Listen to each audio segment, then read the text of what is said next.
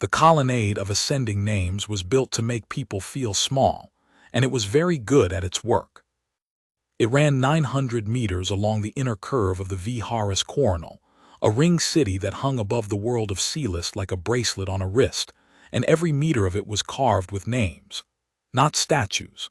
The Celestin had learned 4,000 years ago that statues invited comparison, and comparison invited resentment, and resentment invited the kind of history that ended with somebody's house on fire. So they carved names instead. 60,000 of them, in a script that flowed like water finding a crack, rising in tears from the floor to a ceiling so high it held its own weather. A faint silver haze near the vault, a suggestion of cloud, condensation from the breath of the named.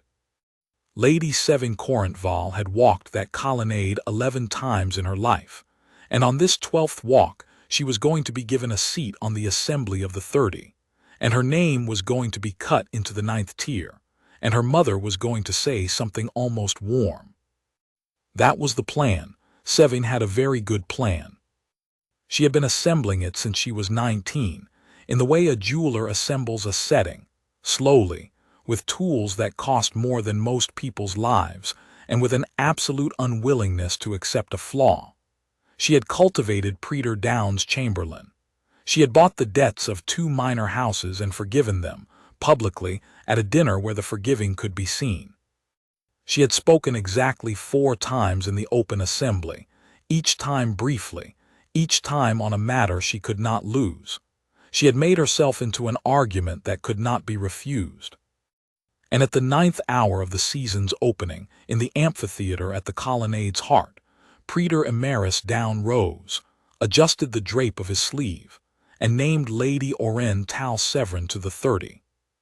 The applause was immediate and warm and entirely genuine, which was the part that hurt. Sevaine did not move. She had trained herself out of moving.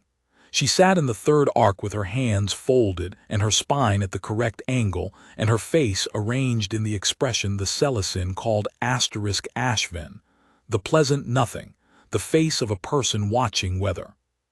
Around her, 400 of the most important people in the Ascendancy applauded a woman who had done nothing ever, but be born correctly and laugh at the right jokes, and Sevaine held her face and felt the blood go out of her fingers. Oren stood. Oren inclined her head with a modesty so well practiced it deserved its own name, and then, crossing to the praetor's dais, Oren passed Sevaine's arc and paused and leaned down and said, in a voice pitched to carry precisely 3 seats in every direction, "Don't take it hard, dear. The 30 need a asterisk presence asterisk.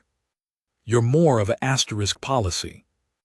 Then she straightened and walked on, and the people within 3 seats in every direction did not laugh, because they were far too well-bred to laugh, and their not laughing filled the amphitheater like water filling a hold.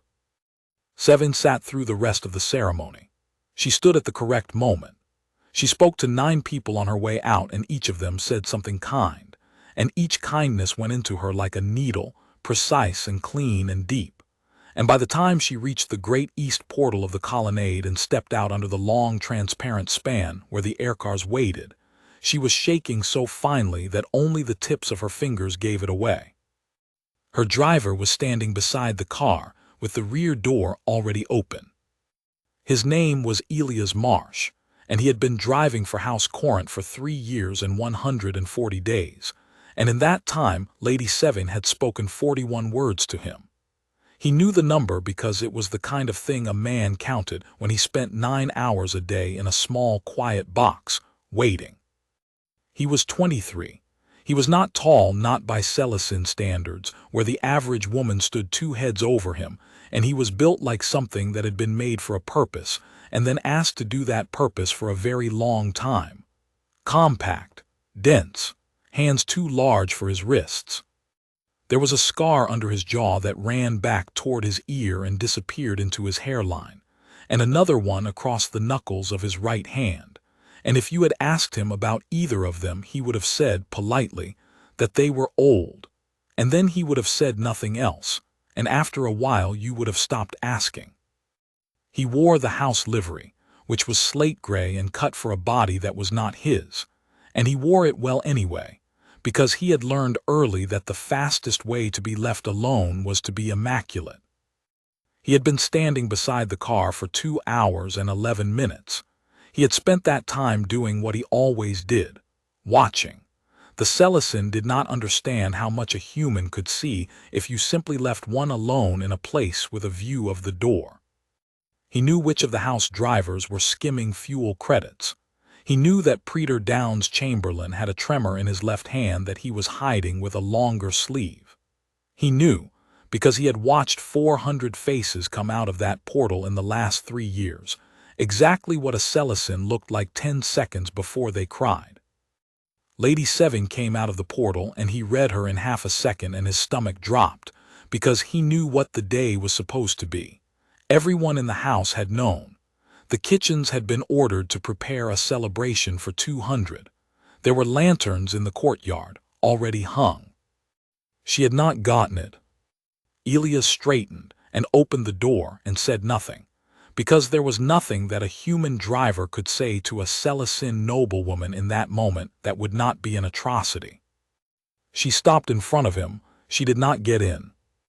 "The Sovereign Lane," she said. Elias did not move. "My lady." "The Sovereign Lane, take it now." The east span of the colonnade held 4 transit lanes. 3 of them were for traffic. The 4th ran straight up the spine of the ring, unobstructed, over the assembly and through the praetor's aerial gardens, and it was reserved by law for the praetor's household and for the ascendant seat itself, and it was empty 99 days out of 100. It was a river of open air in a city where nothing was open. It was the single most visible strip of nothing in the coronal. And it was, right now, directly beneath the departing arcs of every peer of the realm, 400 of whom were at this moment filing out of the east portal into the evening light, and above whom hovered the 11 press drones of the 11 news houses that mattered, waiting for the story of Lady Oren's ascension to produce one more image. Elias understood exactly what she was asking for. She wanted them to see her go up the Sovereign Lane. She wanted to take the road that had been denied her. She wanted, for 90 seconds, to be what she had failed to become. And he understood, with the clean, cold clarity of a man who had spent his whole life calculating survivable risks, what would happen afterward. "My lady," he said quietly, "the lane is warded. If we enter it, the transponder logs it against the house. The violation is recorded against the vehicle, and the vehicle is registered to you, not to me." He paused. He kept his voice low and level and entirely without judgment, because he had learned that too. "It will be a censure, in writing, tomorrow, in front of the 30. He did not say, "And it will be exactly the story they want." He did not say, "And they will not remember that you were passed over. They will only remember that you took a road you were not given." He did not say any of it because it was not his to say, and because he had a rule, which was that he did not make a Celestin look at their own face. He said only, "The service lane will have you home in 9 minutes. I can take the ark under the gardens. No one will see you leave." For a long moment, Lady Sevaine Corrant-Vaal simply looked at him. Later, much later, in the long, unbearable clarity that came after, she would try to reconstruct what happened in her mind in the space of that moment, and she would find that she could do it, and that this was the worst part. She would find that she had understood him perfectly. She would find that she had known, standing there in the amber evening light with her heart going like a bird in a box, that her driver was right, that he was protecting her, that he had chosen, in the 8 seconds available to him, the single course of action most likely to preserve what remained of her.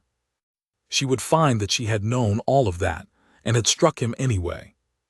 Because the thing about being made small in public is that it does not create pain.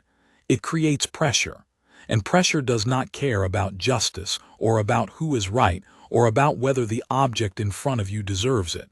Pressure wants a surface. It wants somewhere to go. And in the whole of the Viharis coronal, in the whole of the Ascendancy, in the whole of the 400 years that House Corrant had held its name, There was exactly one thing in Sevaine's world that she was permitted to break without consequence. It was standing in front of her. It was holding the door. "You," she said, and her voice came out wrong, too high, cracked at the edges, and she hated the sound of it so much that the hate finished the job the shame had started. "You are telling me what I will do." "No, my lady, I'm telling you what the lane will do." In front of them. She was not looking at him now. She was looking past him at the portal, at the peers coming out in their long pale robes with their long pale faces, at Lady Oren Tal Severin emerging into the light on the arm of the praetor's own son. "You are standing in front of my car in my livery, telling me no asterisk in front of them. I'm sorry." And that "I'm sorry" that was the thing that did it, not defiance, not insolence. If he had sneered at her, she could have had him removed, and it would have been a small, satisfying administrative act, and she would have slept. But he apologized, and he apologized gently, the way you apologize to someone who is bleeding, and in the apology she heard, with perfect, terrible clarity, the truth. "He pities me." The lowest thing in her house, the rented body, the animal she kept because the insurance rates for human drivers were lower and their reflexes were better, and they did not require the 8-hour rest cycles that Celestin nerves demanded. 3 years of him standing at that door like a coat rack. 3 years of not seeing him, and he was standing there in the ruin of her life feeling sorry for her asterisk. Sevaine Corrant-Vaal was not thinking when she did it. That was true. She would say so later, and it would be true, and it would not help her at all because she would also have to say the other true thing, which was that not thinking is a place a person builds. You do not arrive there. You move in. You furnish it over years. You decide 1,000 times in small ways that certain people are not people, and you keep deciding it, and you keep deciding it, and then one evening the pressure comes and you find that you have built yourself a room with no floor. She turned back to him. She said, "Look at me." He looked at her. His eyes were brown. She had never noticed that. She had a distant, dislocated thought. They are brown, like the wood of the old table in the summer house. And then she raised her right hand and swung it, open-palmed with all the force in her long, elegant arm, into the side of his face. The crack of it went up the length of the colonnade, and came back down off the vaulted ceiling 900 meters away, and rolled out across 400 piers of the Ascendancy, and every single one of them turned to look. Elias Marsh did not move. He did not stagger. He did not lift a hand. His head turned perhaps a finger's width with the impact, and then came back, and he stood exactly where he had been standing, one hand still on the frame of the open door, and he looked at her with an expression she would spend the rest of her life failing to describe to anyone. It was not anger, it was not fear, it was not even surprise. It was the look of a man watching something very small fall from a very great height, and knowing that he cannot catch it, and being sorry. And then, into the enormous ringing silence of the colonnade of ascending names, in front of 400 witnesses and 11 press drones, and the praetor of the Ascendancy himself, Lady Sevaine Corrant-Vaal looked down at her own hand and began, very quietly, to scream. The bones of the Celestin hand are hollow. This is not a secret. It is in every primer, every child's anatomy scroll, every medical text in the Ascendancy. It is the reason the Celestin build ramps and not stairs. It is the reason their floors are laid with a yielding composite that gives 4 millimeters under a footstep. It is the reason the gravity of the Viharis coronal is held at 7/10 of the standard, and the reason the balustrades of the great houses are padded beneath their gilding, and the reason a Celestin child who falls from a chair goes to a physician, and a Celestin adult who falls down a slope may not walk again. Celeste is a gentle world. It always was. Its gravity is light. Its seas are warm. Its predators went extinct 9 million years before anything on it learned to make a tool, and its atmosphere has not carried a serious pathogen in 50,000 generations. The Celestin evolved long and fine and hollow-boned, like something built to catch the light, and they built a civilization of extraordinary beauty on the assumption, so deep it had never once needed to be stated, that the universe was not going to hit them. The human skull is the densest structure of the human skeleton. The zygomatic arch, the cheekbone, is a buttress. It is engineered by 4 million years of a species that solved its disagreements with rocks to take a strike and transmit the load into the mass of the head. And it does this so well that in the whole medical literature of Earth, the cheekbone is not considered a place a person breaks. It is considered a place a person breaks things on asterisk. Sevaine had struck him with an open hand, with her full strength, with the confidence of a woman who had never in her life encountered an object that would not yield. She had broken 4 bones in her hand and 2 in her wrist, and one of the metacarpals had gone through the skin. She did not know that yet. What she knew was that her hand had stopped being her hand. It had become a white noise, a screaming absence at the end of her arm, and the world had gone very bright and very narrow, and her legs were not there anymore, and she was falling. She did not hit the floor. Elias Marsh caught her. He came off the door frame so fast that the press drones, reviewing their own footage later at 1/10 speed, would show a blur. A man moving in 7/10 gravity, with the acceleration of something that had grown up under a full G and had spent its adolescence learning that if you did not catch the thing died. He got one arm under her shoulders and one behind her knees, and he took her whole weight, all of it, and he did not go down with her, and he did not stagger, and he lowered her carefully, slowly, with a control that 400 witnesses would remember for the rest of their lives, down onto the yielding floor of the colonnade, and he knelt beside her, and he took the wrist of her ruined hand in both of his enormous scarred hands and lifted it above the level of her heart. "Don't look at it," he said. She was looking at it. "My lady, don't look at it, look at me." She looked at him. There was already a mark on his cheek, a bloom of red coming up under the brown, the shape of a hand that was not shaped like a human hand. "You're going to be fine," said Elias Marsh, in the calm, flat voice of a man who had said this before, many times to many people, some of whom had been telling the truth. "You've broken your hand. It's a clean break and the bleeding is nothing. I'm going to hold it up like this and you're going to breathe out slow, and in about 90 seconds a medical team is going to come through that door and they are going to fix you." He did not let go of her wrist. Behind him, 400 peers of the Ascendancy stood in a perfect frozen ring and did absolutely nothing.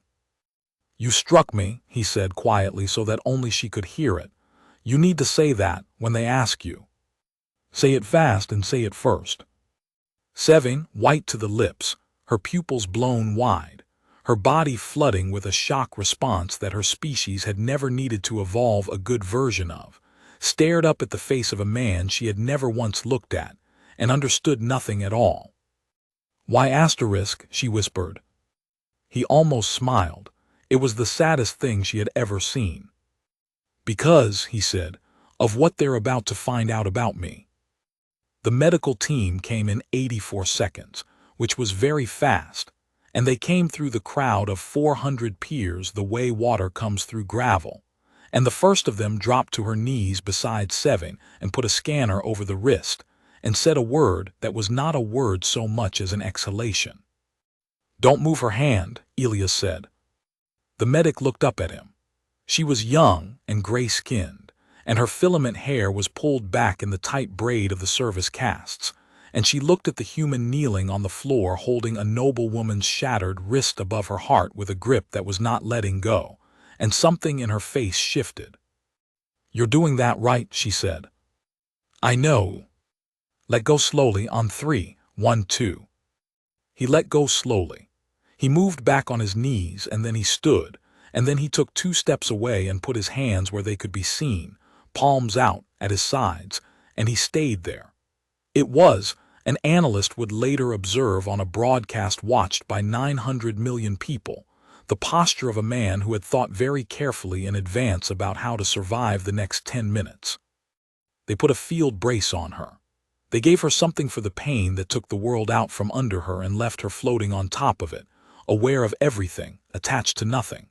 She heard, from somewhere very far away, a second medic running a routine biotag scan of the human standard procedure.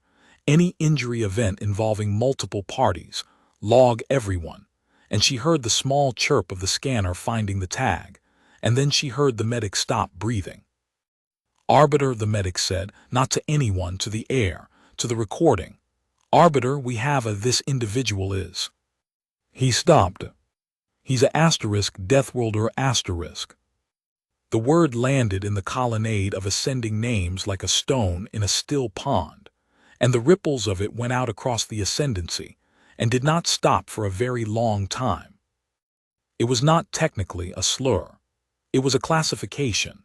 Every inhabited world in the surveyed volume carried a hazard index, a single number that expressed, roughly, how hard that world worked to kill the things living on it. The index accounted for surface gravity, atmospheric toxicity, thermal range, radiation flux, seismic and weather violence, endemic pathogen load, and the biomass fraction devoted to predation. Celis scored a 2. Most inhabited worlds scored between 1 and 4. The Kelvin homeworld, which had ice storms and a mild bacterial problem, scored a 5, and the Kelvin were regarded across the Ascendancy as a hard, grim, slightly frightening people who did not laugh enough. Earth scored a 9. 9 was not a number that was supposed to have people on it. 9 was the number the survey services used for worlds you did not land on. 9 meant a gravity that broke bones on arrival, an atmosphere at 1 full standard pressure of a corrosive oxidizer, a thermal range from 130 below to 60 above, 3,000 species of pathogen that could establish in a mammalian body. And this was the part that made Selicin xenobiologists sit down. A asterisk predation biomass fraction so high that, for 4 million years, the dominant hominid line on that planet had been, on any given night, food. 9 meant a place where a fall was survivable, where a fall asterisk had asterisk to be survivable, because there was so far to fall. 9 meant 4 million years of a species being hunted, drowned, frozen, starved, burned, infected, and buried, and coming out the other end with a skeleton like reinforced concrete, a wound response that could seal a severed artery, an immune system that treated novel pathogens as an interesting hobby, a thermoregulation system that let it run a hoofed animal to death across an open plain over 6 hours, and a nervous system that had learned at the deepest level that the correct response to catastrophe was not to freeze. The Selicin had known all of this for 211 years, since first contact. It was in the primers. There were 19 million humans living in the Ascendancy, most of them in the labor quarters of the great orbitals, and the Ascendancy's relationship with them was one of comfortable, unexamined, entirely genial condescension. Humans were useful. Humans were cheap. Humans did the work that involved heat or pressure or rads or heights or any of the other things that Selicin bodies simply could not be asked to do. Humans drove the cars, because a human could take a 40G impulse in a collision and walk away, and a Selicin could not. Everyone knew what a human was. Nobody had ever looked at one. And now 400 of the most important people in the Ascendancy were standing in the most sacred hall of their civilization, staring at a young man in a slate-gray livery with a hand-shaped bruise coming up on the side of his face. And they were doing the arithmetic. Sevaine could see them doing it, even through the fog of the analgesic. She could see their faces changing one by one, and the arithmetic came out like this. She hit him as hard as she could, and she shattered.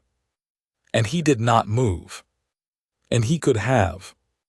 That was where the arithmetic stopped, in every single one of them, and that was where the fear got in. They took her to the house infirmary, and they rebuilt her hand over 9 hours. She woke in a white room with her arm in a regeneration sleeve, and her mother was sitting beside the bed. Matriarch Elias Corrant was 140 years old and looked 60, in the way of Sevaine, who had never once in their lives gone outside without calculating the light. She had held the house through a market collapse, 2 succession disputes, and the death of a daughter. She had the most beautiful hands in the Ascendancy, and she was famous for them. She did not touch Sevaine. 900 million, she said. Sevaine said nothing. 900 million viewings in the first 4 hours. The Praetor's office has issued a statement of concern. Concern, Sevaine. He used the word concern about a member of my house. Her voice never rose. It never had. There is a satirist on the 3rd tier who has already put out a song. Would you like to hear it? No. It is called The Lady and the Wall. Sevaine closed her eyes. They are not saying that you struck a servant, her mother went on. That would be survivable, vulgar but survivable. A Corrant losing her temper is a story that lasts 9 days. She adjusted her sleeve. They are saying that you struck a Deathworlder that you put a Category 9 organism in the Colonnade of ascending names, in intimate proximity to 400 named persons and to the Praetor himself, and that you struck it, and that it decided not to respond. Sevaine opened her eyes. It didn't decide anything. He just stood there. He decided Sevaine. For the first time, something moved under the surface of Elias Corrant's face. That is what they are all thinking about tonight. Every peer in that hall went home and lay down in the dark and thought about the fact that a creature which could have driven your skull into the floor with one hand chose in that instant to do nothing. And they are not grateful. Do you understand? They are not grateful. Why would they not be? Because gratitude requires that you were in danger, and admitting that you were in danger requires admitting that for 200 years you have been surrounded, in your kitchens and your hangars and your reactor decks and your cars, by 19 million people who could have taken the Ascendancy apart with their hands at any moment, and have simply, politely, chosen not to Elias sat back. Nobody wants to be the one who says that out loud. So instead they will find a way to make it his fault, and we are going to help them. The House Advocate was a man named Sevaine, and he arrived the next morning with a case already built. The Hazard Presence Act, he said, laying the citation on the table beside her bed with the delicacy of a man laying a place setting. Section 4. No person shall knowingly present a Category 8 or higher biological body in unshielded intimate proximity to a named person without disclosed consent. The penalty is registration as a controlled hazard, forfeiture of residency, and remand to the origin world. Remand, said Sevaine. Deportation to Earth. Sevaine looked at the ceiling. He has been driving my car for 3 years. Everyone knew he was human. It was on the contract. It was on a form, Vain said. Nobody read the form. That, my lady, is the entire architecture of our defense, and I would ask you not to knock it over. He smiled warmly, and she disliked him with an intensity that surprised her. He was employed as a driver. A driver stays with the vehicle. When you stepped out of the colonnade, he was standing at the door inside the arcade, under the vault, within the named precinct. And that is a breach of his employment envelope and a violation of the act. And it is a matter of record because the drones caught it. And it is, conveniently, entirely his own doing. He was opening my door. He was in the wrong place. Vain spread his hands. And then he startled you. You turned, you found a Category 9 body within arm's reach in a place it should not have been, and you reacted. You are a Sevaine woman of noble house and no combat training whatsoever, my lady, and your body did what any body would do. And the injury you sustained is the injury of a defensive strike, and it is his fault, and the medical evidence is entirely consistent with that reading. The room was very quiet. You want me to say he frightened me, Sevaine said. I want you to say that you were frightened, which is true. Vain's voice softened, and that was the worst thing about him. He was not a monster, he was a professional, and he had done this 100 times and he was good. My lady, there is no version of the next 4 weeks in which you are not damaged. The question is whether you are damaged or whether you are *ended*. If you take the stand and say I lost my temper and struck my driver in the colonnade of ascending names, you will never sit in any assembly on this ring. Not the 30, not the district councils, not the water board. You will be, for the next 160 years, the woman in the song. He gathered his citation and stood. And he will be deported anyway, Vane said gently. That is the part I would like you to hold on to. The act has already been invoked. The tribunal has already been called. Whatever you say, he goes back to Earth. The only question is whether you go with him. Elias Marsh spent that night in a holding cell on the 9th tier, in a facility built for Sevaine prisoners, which meant that the walls were padded and the light was soft, and there was nothing in the room with a corner sharp enough to hurt a person who fell against it. He sat on the yielding floor with his back to the wall and his hands loose on his knees, and he did not sleep, and he did not pace, and he did not speak. At the 4th hour, a guard came and stood at the field barrier and looked at him for a while. They say you broke her hand, the guard said. She broke her hand, Elias said. On your face. Yes. The guard was a big man for a Sevaine, nearly 3 meters, with the heavy build that came of a childhood on a high-gravity station, which for a Sevaine meant 9/10 of a standard G. He had a shock baton on his hip, and he had never once used it on anything. My cousin works the arc line, he said. There was a fire in the forward manifold 2 years back. She told me the humans went in, not with suits, with *wet cloth*. He shook his head slowly. She said one of them came out with his hands burned to the bone and asked if there was anyone else inside. Elias said nothing. What are you? The guard asked. It was not hostile. It was the closest thing to honesty anyone had offered him in 3 years. Really. What are you? Elias considered the question for a long moment. Tired, he said. At the 6th hour, the news houses got hold of the still image, and the still image was the thing that finished it. It was captured by the drone of the 4th tier feed at the exact moment of the strike, at a shutter speed of 1/4000th of a second. It showed Lady Sevaine Corrant-Vaal in profile, arm extended, her long body coiled with the follow-through, her mouth open, her face. And this was the detail that the analysts circled and recircled. Her face contorted with something that was unmistakably not fear. And it showed Elias Marsh in the instant of impact absolutely still, not braced, not flinching, his eyes open, his hand still resting on the frame of her door.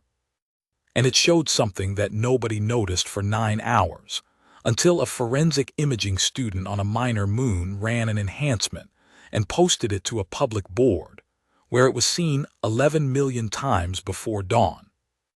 It showed his other hand. His left hand at his side in the frozen instant of the blow, and it was not clenched, it was not curled, it was open *, palm forward, fingers spread. The universal, unmistakable, unlearnable gesture of a man showing a frightened animal that he is not holding anything. The student captioned it with 2 words. He knew. And that was the image that went to 900 million people, and then to 2 billion, and then to every human labor quarter on every orbital in the Ascendancy, where 19 million people looked at a photograph of a boy standing with his hand open, while a noblewoman broke herself on his face, and something that had been sitting quietly in the dark for 200 years sat up.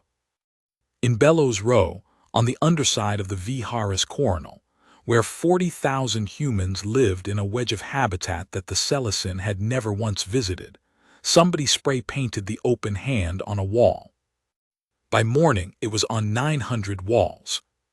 By the second morning, the Ascendancy's Bureau of Labor Concord reported, in a memorandum marked for the Praetor's eyes only, that 71% of human contract workers across the ring had not reported for their shifts, and that they had not struck, and they had not marched, and they had not made a single demand.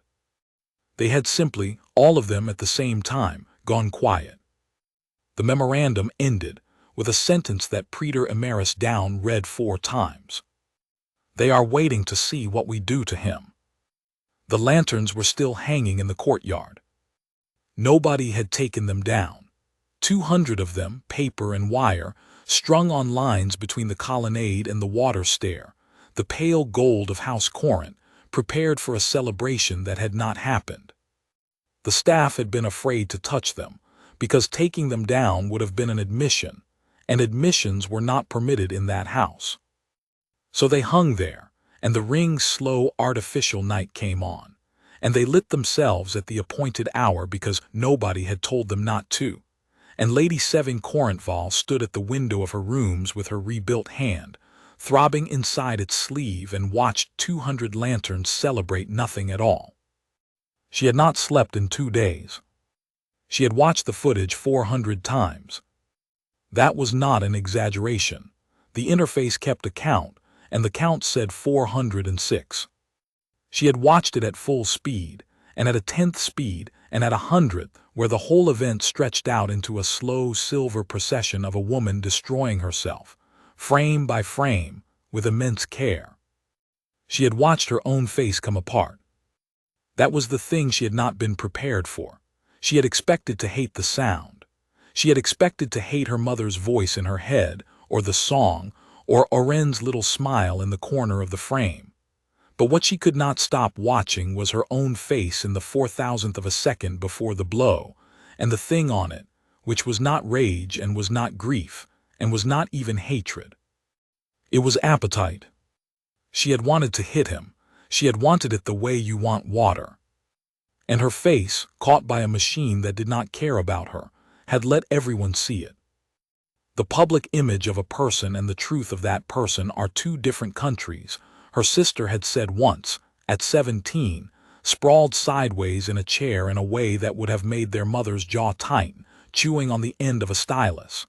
And the ferry only runs one way, Save. You can go from the truth to the image. You can't come back. Sevaine had been 14. She had said something clever and cutting, because that was what she did, and Ilse had laughed, because that was what Ilse did, laughed, at everything, at herself most of all, in a house where nobody laughed. Elias Corrant-Vaal had taken a survey commission at 22. She had signed the papers herself with her own hand, without telling anyone, and she had walked into their mother's study and put them on the desk and said, "I would like to be useful." The house had not recovered. A named daughter of a first-tier house going out to a contract to work with her hands. Their mother had not spoken to her for a year. The gossip tears had run it for 4 months. Sevaine, 17, had been made to sit through 9 dinners at which people asked, delicately, how her sister was finding the province's and she had learned in those 9 dinners exactly how much a name could be worth, and exactly how fast it could be spent, and she had made herself a promise about what she would be. And then Ilse had gone out to a helium refinery at the edge of a gas giant to certify a containment stack, and the containment stack had failed, and Ilse had not come home. Havenar deep, 1,140 souls aboard, 640 dead. Sevaine had been 19.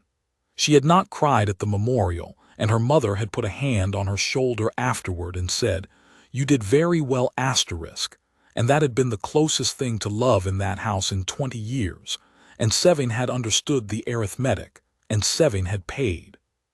7 years of paying. 7 years of a face like still water. 7 years of being everything her sister had refused to be, so perfectly, so completely, that there would never again be a dinner where anyone asked her a delicate question. 7 years of building a woman who could not be touched. And that woman had stood in the colonnade of ascending names and hit a boy in the face because he had been kind to her. Sevaine turned from the window and went to the terminal and pulled the file of Elias Marsh. It was 2 pages long. Marsh, Elias, human, male, 23 standard years. Residency Class 4 Labor Concord. Employer House Corrant Vehicular Operations 3 years 140 days. Performance no incidents. Medical Annual Clearance see attached. Prior employment SCALED. She stopped. Prior employment SCALED Ministry of Emergency Services Ordinance 12 Schedule C Personal honors withheld at recipient's request. Sevaine read the line 4 times. She had held a ministry clearance since she was 22. She entered it. The system declined her politely, in the way the Ascendancy declined everything, with a small silver chime and a suggestion that she might wish to contact the ministry during business hours. Personal honors withheld at recipient's request. There was a category of Ascendancy honor. She had learned it in her civics year and never once thought about it since that could be declined. Not refused. You could not refuse a commendation, that would be an insult to the seat.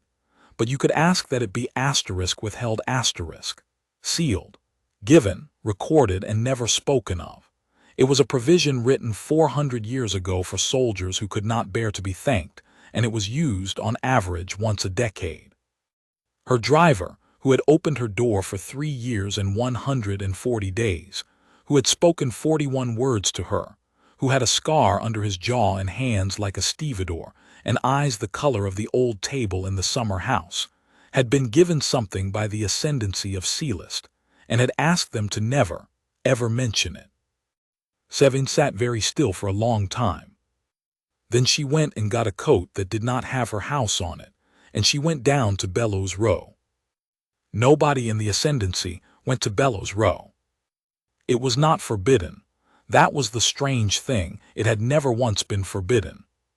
It was simply asterisk down, on the underside of the ring where the structural spines came together, and the heat exchangers ran, and the gravity, because of the geometry, sat at 1 1/10 of a standard G, which was uncomfortable for a Celestin, and dangerous for an old one, and had been, for 200 years, an entirely sufficient reason for nobody to ever go and look. 40,000 humans lived there. They had built it themselves, out of scrap and stubbornness, and whatever the manifests didn't miss, and it went down through 9 levels of habitat spine like something growing in a drain, and it was loud and hot, and it smelled of oil and frying food and rust, and faintly, everywhere, of green things, because humans, given a shelf and 11 months, will grow tomatoes on it. Sevaine came down the freight lift with a scarf over her hair and her arm in its sleeve under a borrowed coat, and the gravity hit her at the bottom like a hand on the back of her neck, and she nearly went down on the plate.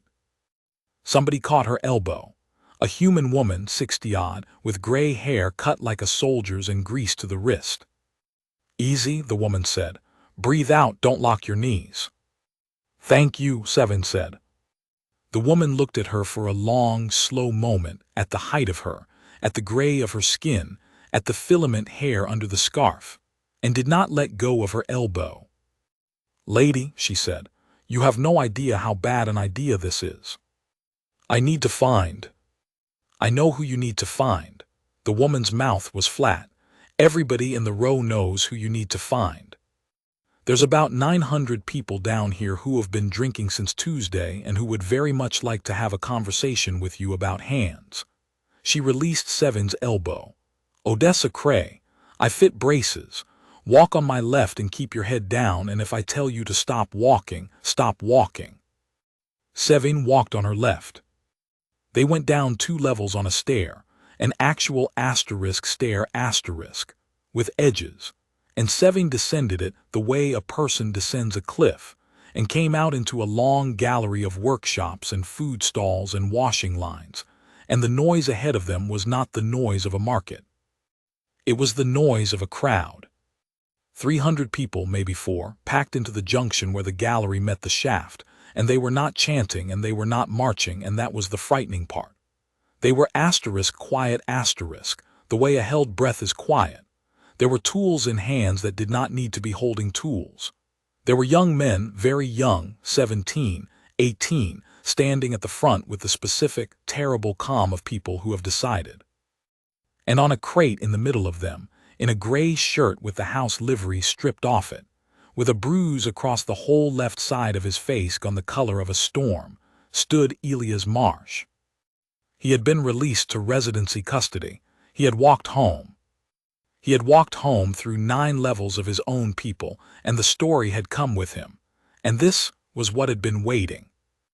Somebody near the front was shouting. Sevaine could not hear the words.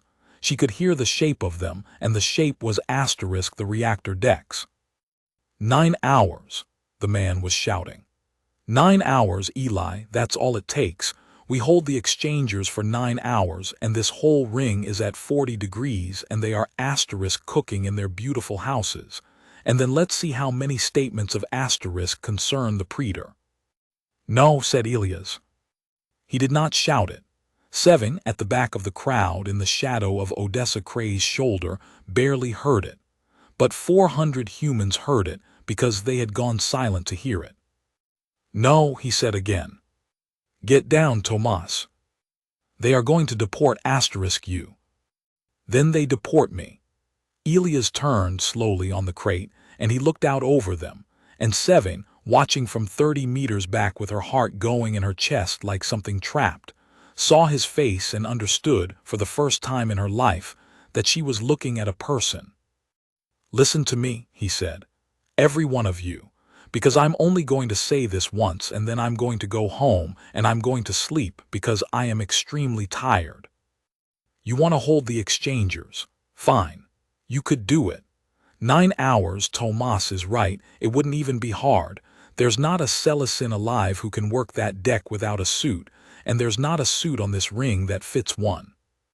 You could take the exchangers and the water plant and the reactor deck, and the whole ring's transit spine, and you could do it before lunch asterisk, and there is nothing they could do to stop you. He let that sit. And then what? Nobody answered. Then 110,000 people up there start to die of heat, old ones first, children next, and they can't run because there's nowhere to run to, and they can't fix it because they can't go where it's hot. His voice was perfectly steady. Their bones break when they fall over. Do you understand what I'm saying to you?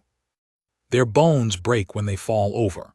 They are the most fragile people in the surveyed volume, and they built a civilization anyway, and they have been so afraid of us for 200 years that they have never once had the courage to look at us. And if we do this asterisk one time, then we prove them right forever. Forever. Not for a generation. Forever. Every human being born in this volume for the next 1,000 years will be born as the thing that came out of the drain and cooked the children.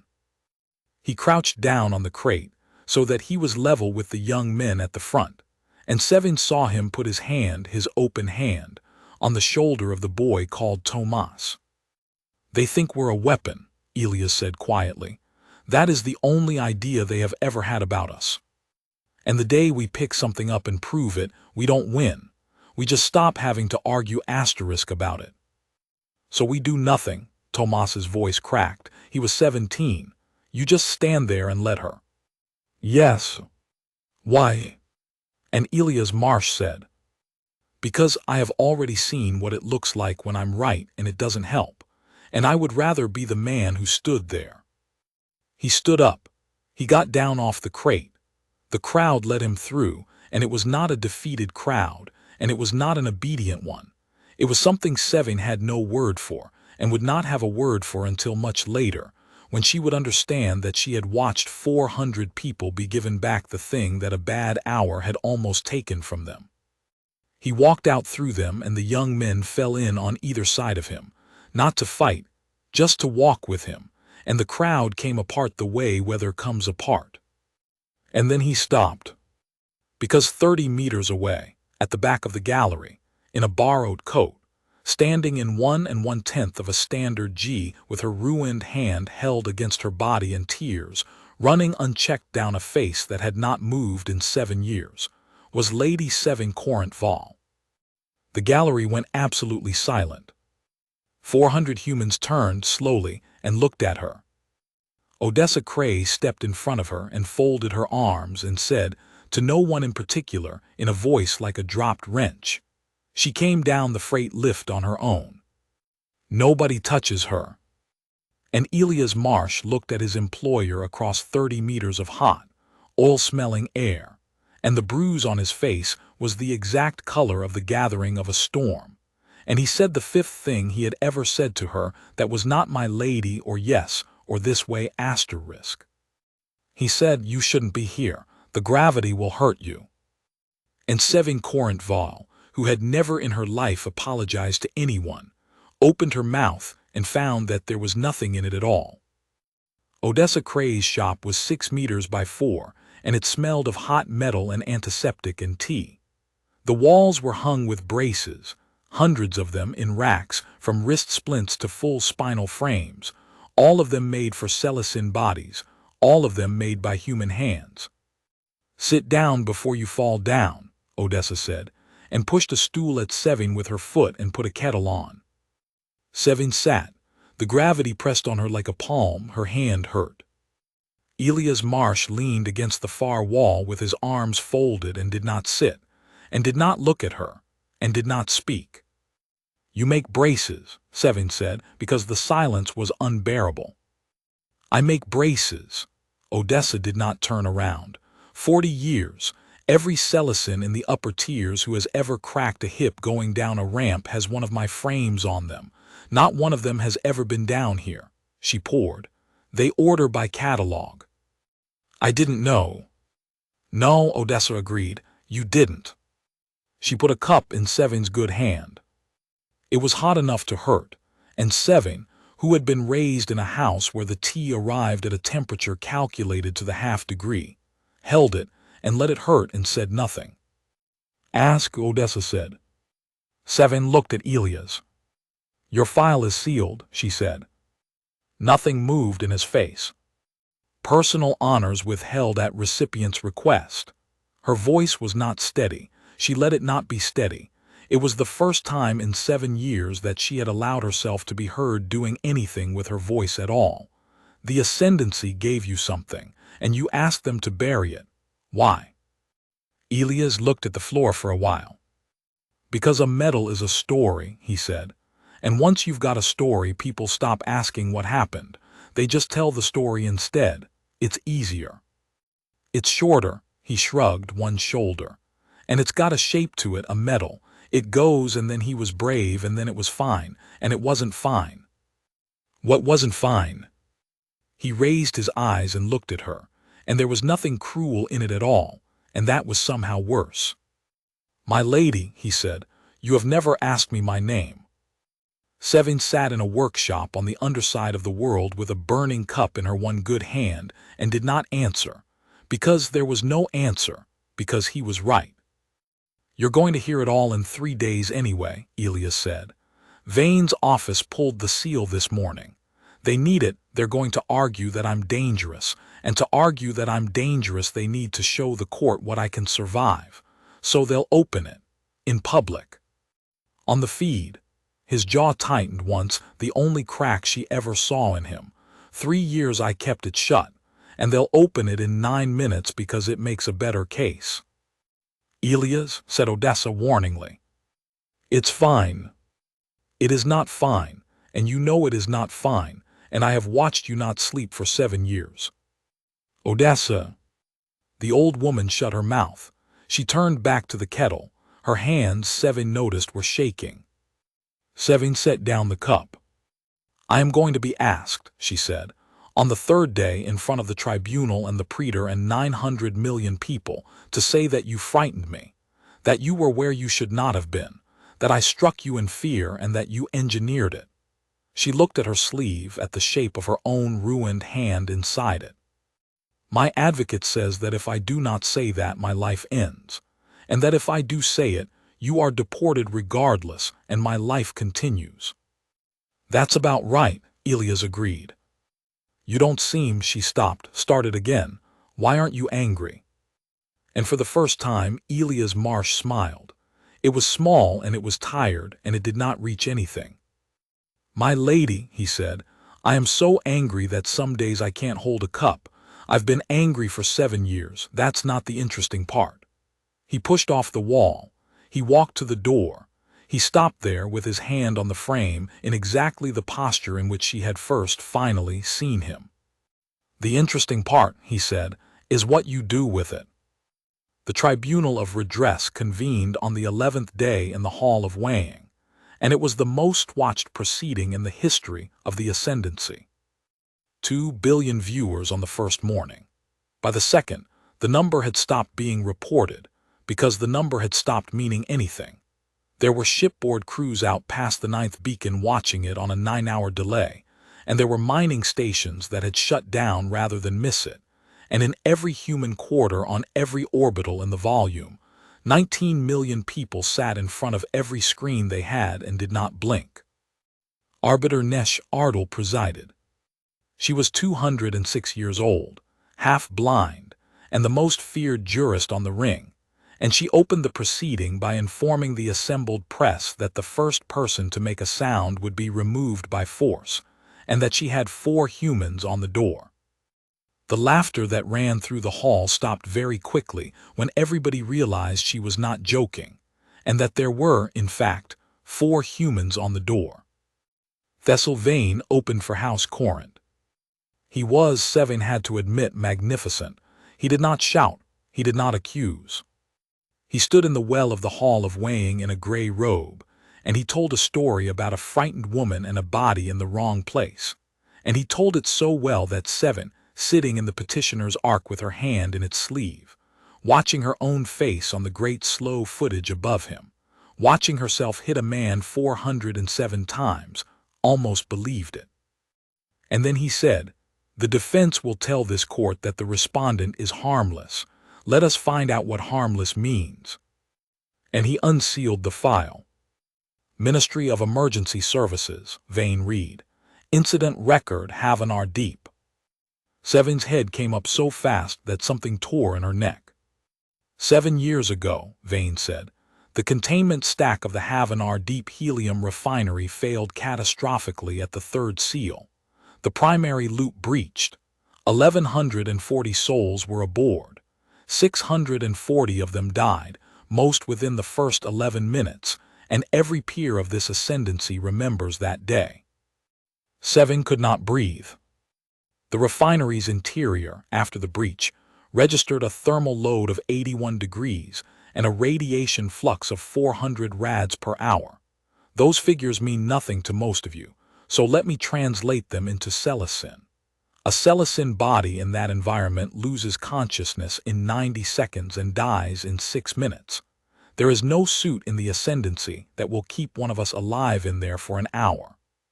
The rescue services stood at the docking collar for *4 hours, and they could not go in, and they listened to 1,100 people on the open channel, and they could not go in. Vane turned. The maintenance contract for Havana Deep was held by a human labor conquered. 19 of them were on the outer ring when the stack went. 12 of them went inside.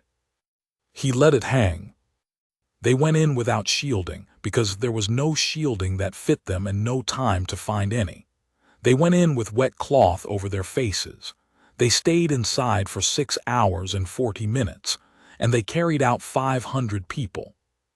The Hall of Weighing had gone so quiet that Sevaine could hear the ventilation. Elias Marsh, said Sevaine, was 16 years old. He was a deck runner. He was not rescue trained, he was not certified, he was not *asked. He went in 11 times. Vane's voice did not change. It stayed exactly where it had been, reasonable and cool, and that was the obscenity of it, because he was not telling them this to honor it. He was telling them this to frighten them. On his 8th entry he crossed the ruptured section, which registered at 600 rads and 110 degrees. He was inside it for 19 minutes. The ministry's reconstruction indicates that he received, on that single crossing, an absorbed dose that would have killed a Celestin 9 times over, and that the ambient heat was sufficient to cause partial thickness burns across 60% of his body surface, and that he came out carrying 2 people, and that he set them down, and that he went back in 3 more times asterisk. He was hospitalized for 14 months. His marrow was replaced twice. His left kneecap is ceramic. He has a synthetic segment in his lower spine, and he will require hepatic support for the rest of his life, which the ministry estimates will be short. Vain turned finally and pointed. "That is the body," he said, "that Lady Sevaine Corrant-Vaal found standing beside her at the door of her car in the Colonnade of Ascending Names. Not a servant, not a driver, a creature that walked through a place that would have vaporized every person in this hall, asterisk 11 times and lived. And I ask this court, what precisely does a asterisk slap mean to a thing like that? He was in the wrong place. He knew what he was, she did not, and that is the whole of my case." He sat down, and in the enormous ringing silence of the hall of weighing, Arbiter Nesh Ardal, 206 years old, half-blind, the most feared jurist on the ring, said, very slowly, "Advocate Vain, you have just informed this court that the respondent went into a burning refinery 11 times and carried out 500 of my people, and you appear to believe you have said something against him." Vain opened his mouth. "Sit down," said the arbiter. They entered the physical evidence at the 4th hour of the 2nd day. It was procedural and dull, and the feeds were half asleep. The vehicle log, the transponder record, the livery coat seized from the vehicle's rear compartment catalogued and sealed. Item 4, the clerk read. Contents of the interior left breast pocket of the respondent's coat. 1 document, paper, handwritten. Something changed in the room. Sevaine looked up. Elias Marsh, who had sat through 9 hours of a man calling him a weapon without moving a muscle, had gone white. He was on his feet. 2 of the door humans were already moving toward him, and he did not even see them. "That's mine," he said. "That's private, that's arbiter asterisk, that is mine." "Sit down, Mr. Marsh," said the arbiter not unkindly. "Arbiter asterisk, please." "Sit down." He sat the way a building comes down. "Read it," said the arbiter. The clerk unfolded the paper. It had been folded and refolded so many times that it had gone soft as cloth at the creases and split along 2 of them and been mended with tape. It was covered, edge to edge, front and back, in a small, cramped, careful hand, in a script that was not Celestin. "It is a list, arbiter," the clerk said. "It appears to be a list of names." "How many?" The clerk counted. It took a while. 231. "Names of what?" And from the respondent's bench, in a voice that had nothing left in it, Elias Marsh said, "The ones I couldn't carry." The hall of weighing did not make a sound. "They gave us the manifest," he said. He was looking at the floor. "Afterward, in the hospital, 640, and I went through it and I marked the ones I'd asterisk reached, the ones I got to and they were already." He stopped. He breathed. "The ones I got to and I couldn't take, because there were 2 of them and I had 2 arms and I could only make the crossing once more before my legs went, and so I picked. 231 times, over 6 hours and 40 minutes I picked. So I wrote them down, because somebody should have their names, and I've carried it since, and I'll carry it till I'm done, and it is mine asterisk, and I would like it back." Nobody moved. "The 4th name on that list," Elias said, "is Callum Marsh. He was my brother. He was 19. He went in with me on the first 4 runs and he didn't come out of the 6th, and I found him on the 8th and he was already gone, and there was a woman behind him who wasn't, so I left my brother on the deck and I took her instead." He raised his head. "That is what a Deathworlder is, Advocate Vain," he said. "It doesn't mean I can kill you. It means the place that made me try to kill me every day for 4 million years and failed asterisk. And the only thing it ever taught me, the only thing, the whole of it, is that when the roof comes down you go back in. That's all. That's the entire secret. We go back in." And then, into the silence, into the 2 billion, Arbiter Nesh Ardal leaned forward and said, Clerk, read the names. Arbiter, read them. And the clerk began to read, and the first name was a Celestin name, and the second was a human one, and the third was Celestin, and the fourth was Callum Marsh. And the hall listened, and the ring listened, and the volume listened. And at the 69th name, Lady Sevaine Corrant-Vaal stood up out of the petitioner's ark, and her chair went over backward with a crash, and she said, in a voice that did not sound like anything human or Celestin at all, "Say that again." The clerk, terrified, looked at the arbiter. The arbiter nodded. "Elias Corrant-Vaal," the clerk read. And there it was, in a boy's cramped, careful handwriting, on a piece of paper folded soft as cloth and carried in a coat pocket for 7 years, in the car she had ridden in every single day.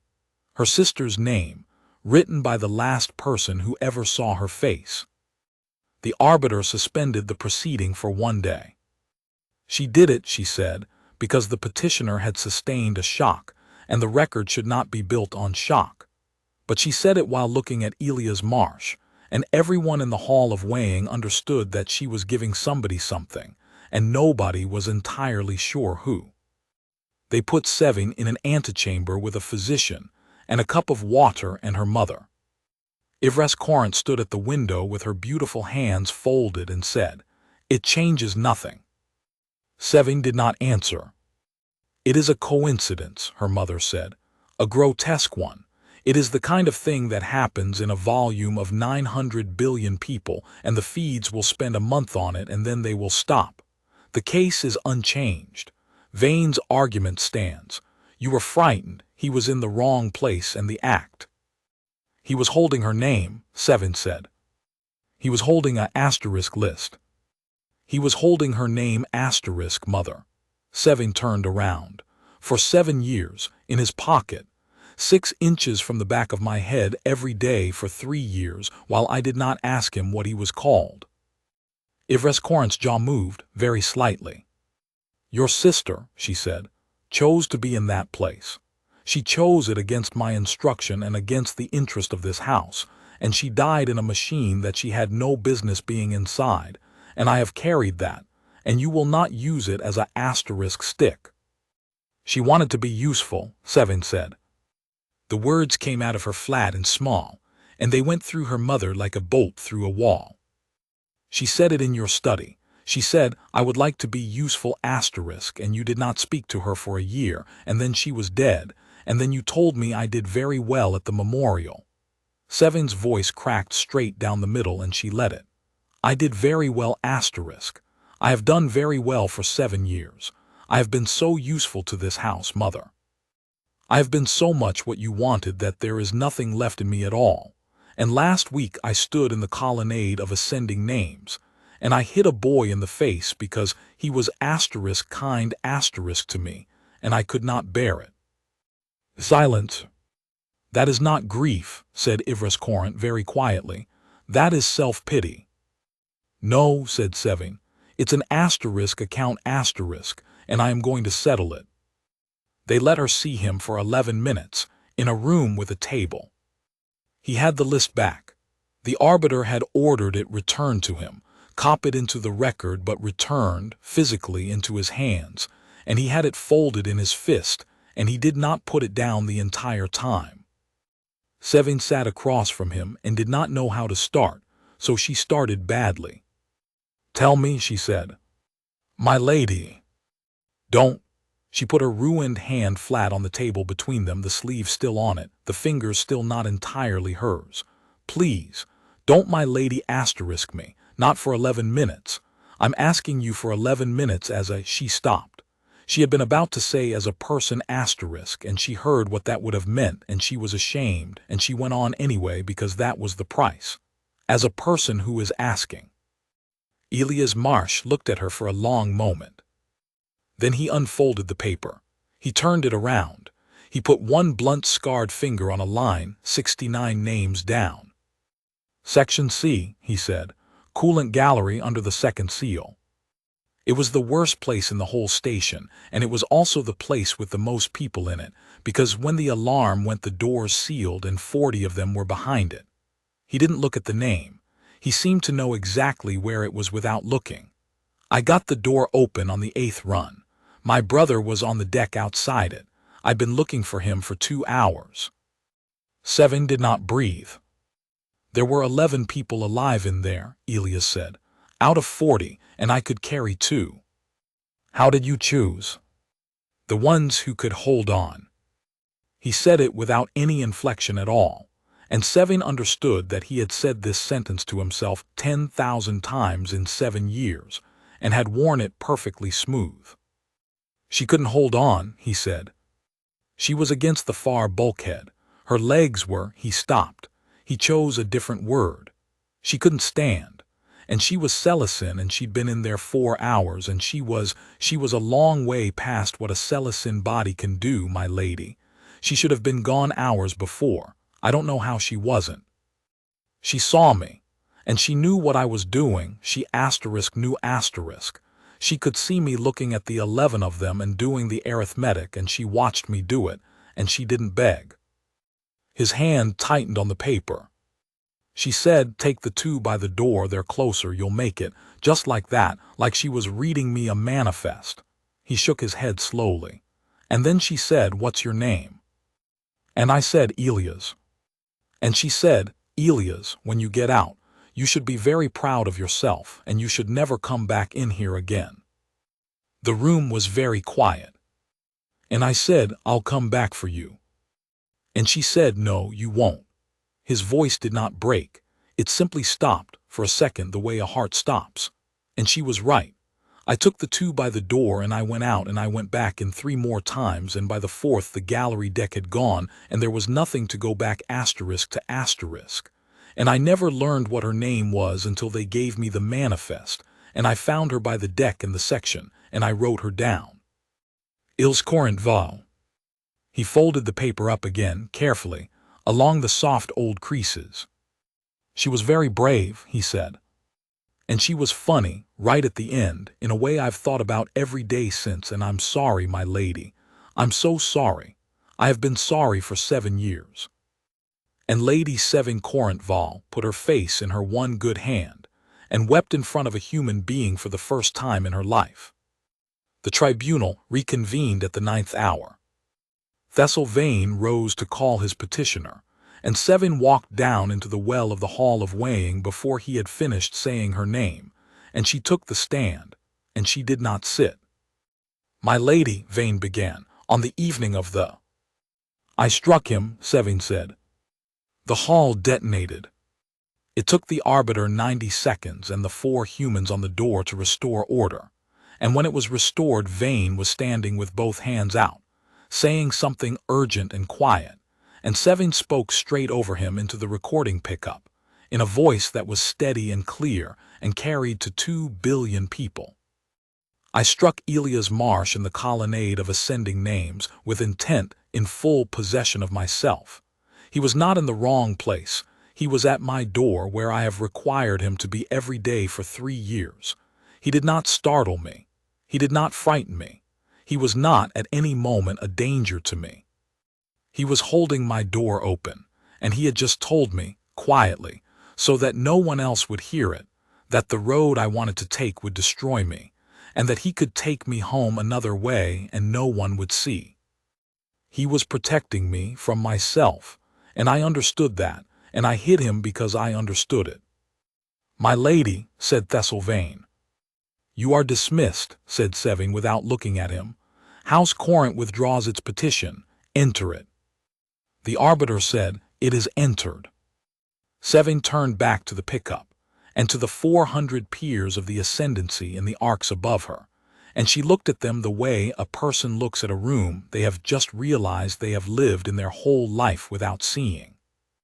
I would like to tell this court why I did it, she said, because the act under which he stands accused is a law about fear, and I want the record to be very clear about who was afraid. 11 days ago I was passed over for the 30. It was a small thing. It was the smallest thing that will ever happen to me. And I walked out of that hall with something in my chest that had to asterisk go somewhere, and I looked around for the one thing in my world that I was permitted to break, and I found him, exactly where I had left him for 3 years, at my door, in my colors, holding the handle. I did not become cruel in that moment. I want you to understand that. Nobody becomes cruel in a moment. I practiced. For 7 years I practiced, every day in 1,000 small ways, deciding that certain people were not people. It is not difficult. It requires no malice at all. It requires only that you never ask a man his name. And then one evening, you find that you have built yourself a room with no floor, and you go through it, and you take somebody with you. She lifted her hand, the rebuilt one, out of the sleeve, thin and scarred and stiff. My hand broke, she said, because he is a Deathworlder. That is the story you have all been telling for 11 days. The monster, the weapon in the drain. And I want to tell you what a Deathworlder actually is, because I have spent 11 days learning it, and I am not going to let you go on being wrong. He is not a thing that can hurt you. He is a thing that has been hurt, more than you can conceive of, by a world that spent 4 million years trying to kill his ancestors and never quite managed it. And the only lesson he took from any of it is that when the roof comes down, you go back in. That is all it means. That is the whole of it. They are not stronger than us because they were given something. They are stronger than us because everything was taken from them over and over, for a span of time we can barely hold in our heads, and they kept going back in. 640 of us died at Havenar Deep. 500 of us did not.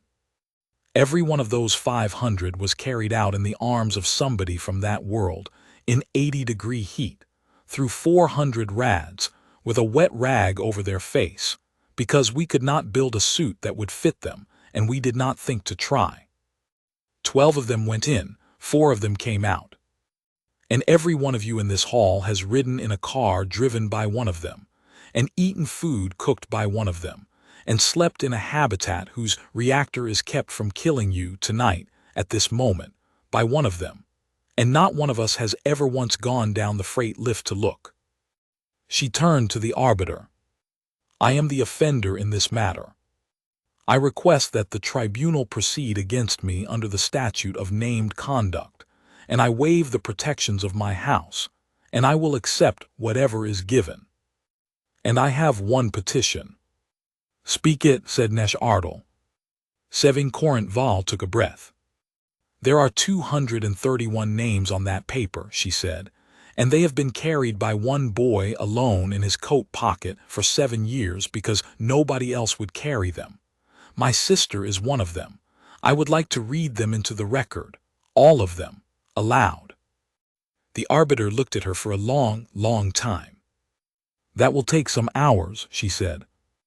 Yes, said Sevaine, it will. It took 9. She stood in the well of the hall of weighing and read 231 names, and she did not hurry any of them, and she did not sit down, and when her voice went at the 110th she drank water and kept going. At the 40th name, the 400 peers in the ark stood up. At the 90th, Praetor Emeris Down came down out of his box and stood in the well beside her.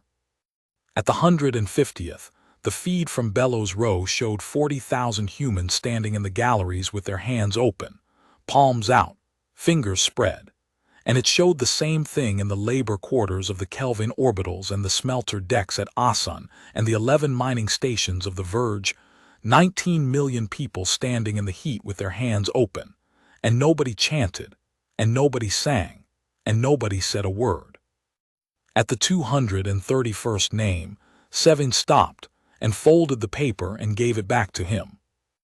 The tribunal dismissed the charge against Elias Marsh, with prejudice, and referred Advocate Thessel Vain to the bar for censure.